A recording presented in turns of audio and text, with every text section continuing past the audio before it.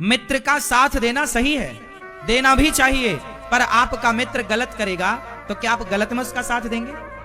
तुम्हारा मित्र किसी महिला के कपड़े उतारने लग जाएगा तो क्या तुम भी साथ दोगे? यार तू मेरा दोस्त है, तू जो करेगा मैं नहीं। मित्र का साथ दो। साथ क्या है? मित्र शराब पी रहा हो तो आप उसका साथ दो कि मित्र शराब ना पियो, ये गलत है। ये साथ देना है, ये नहीं कि तू शराब पी रहा है तो मैं भी एक पैक पी लूं, ये साथ नहीं है, गलत में साथ नहीं। तुम्हारा मित्र गांजा पी रहा है तो तुम उससे समझाओ, मित्र तो मैं तुम्हारा मित्र, मैं तुम्हारा भला चाहता हूं, ये मत करो, ये गलत रहा है, गलती है ये तुम्हारा नाश करेगी। तो दुर्योधन गलत था तो क्या उनको मित्र के नाते समझाना नहीं था? तो समझाया बुझाया तो कुछ नहीं। कर्ण ने ये और कह दिया, द्रौपदी तेरे तो 5 पति हैं, छठा मुझे बना ले, ये और बोल दिया कर्ण ने। अब बताओ क्या ये बोलना सही था? बोलो मेरी मां, गलत था ना? मित्र का साथ देना सही है, पर मैं आप लोगों से सवाल करता हूं, बताइए क्या गलत में साथ देना सही है? उत्तर दो। आपका मित्र गलत करेगा तो क्या आप साथ देंगे?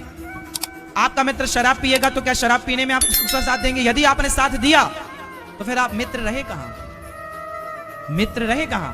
फिर तो आप दुश्मन। आपका मित्र शराब नहीं पीता और आप पीते हो तो आपने कहा यार मैं पीता हूं, यार मेरा तू मित्र है, एक बार मेरी खातिर एक पैक तू पी ले। और यदि आपने उसे फोर्स किया, जबरदस्ती शराब पिला दिया, तो आपने शराब पिलाकर उसको शराबी बना दिया, तो यह दोस्ती का काम किया या दुश्मनी का काम किया आपने? ये दोस्ती है या दुश्मनी है?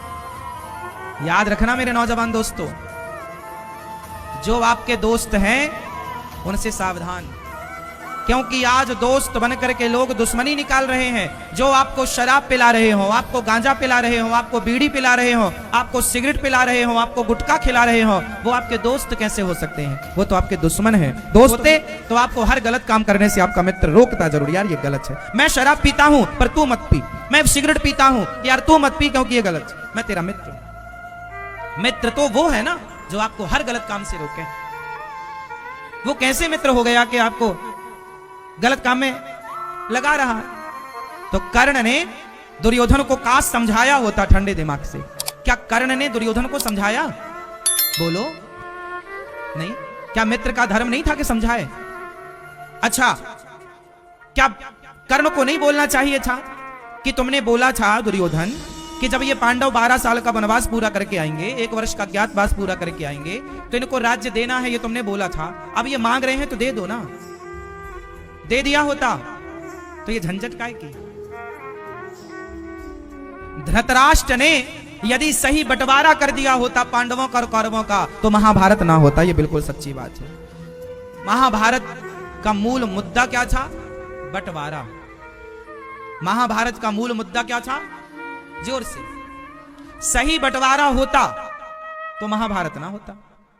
भाई पांडवों को पांडवों का अधिकार मिल जाता। भगवान कृष्ण गए थे शांति दूत बनकर, बोले 5 गांव दे दो। कितना दे दो? क्या दुर्योधन ने स्वीकृति दी? 5 गांव क्या? बोला सुई की 9 के बराबर नहीं दूंगा, नहीं दूंगा तो नाश हो। यदि बंटवारा होता, परफेक्ट। इसलिए कहता हूं जितने बड़े बुजुर्ग बैठे हो ध्यान से सुनना, तुम बाप दादे बन गए हो, ध्यान से सुनना, अपने बच्चों का सही समय पर बंटवारा कर दो। यदि आप बंटवारा किए बिना मर गए तो आपके बच्चे आपस में लड़के मर जाएंगे। इसलिए आप अपने मरने से पहले अपने बच्चों का बंटवारा कर दो। बड़े बेटे को दे दो, छोटे बेटे को, जो उचित है, जो सही है, जो उनका अधिकार बनता है, दे दो। आप सारे बच्चों को बिठाओ और उनसे पूछो, बेटा तुम खुश हो ना? वाला प्लॉट तुम, ये वाला प्लॉट तुम, ये दुकान तुम, ये दुकान तुम, ये घर तुम्हारा, ये घर तुम्हारा, सब बांट दो। थोड़ा अपने पास बचा के रखो बुढ़ापे के लिए, जो सेवा करे उसको देना, पर सही बंटवारा सही वक्त पर कर देना। बिना बंटवारा के मर गए तो बच्चे लड़के मर जाएंगे आपस में। आज जितने भी भाई भाई का झगड़ा है, आज भारत में जितना भी भाई भाई का झगड़ा है, वो केवल बाप के कारण है। यदि बाप सही डिसीजन लेगा तो भाई भाई में कभी झगड़ा नहीं होगा। भाई भाई का झगड़ा केवल माँ बाप की गलती से होता है। 90% ये बात सच्ची है। सही वक्त पर आप निर्णय लेते नहीं जो लेना चाहिए।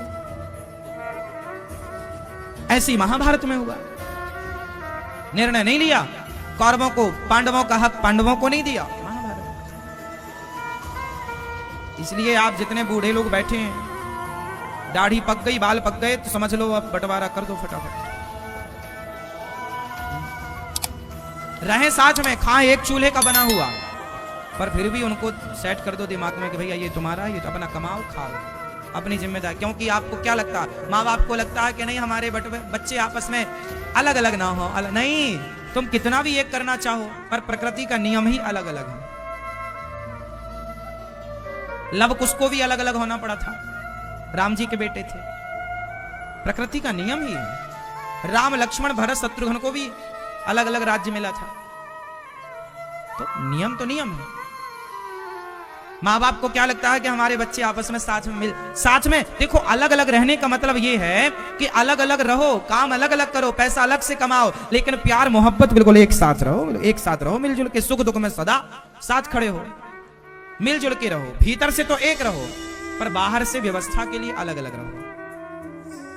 जैसे खरबूजा होता है, बाहर से कैसा होता है, बाहर से या नहीं होती खरबूजे में, खरबूज क्या होता है ना, बाहर से क्या होती है, उसमें धारी होती है, बाहर से वो डिवाइड होता है, लेकिन भीतर से एक होता है।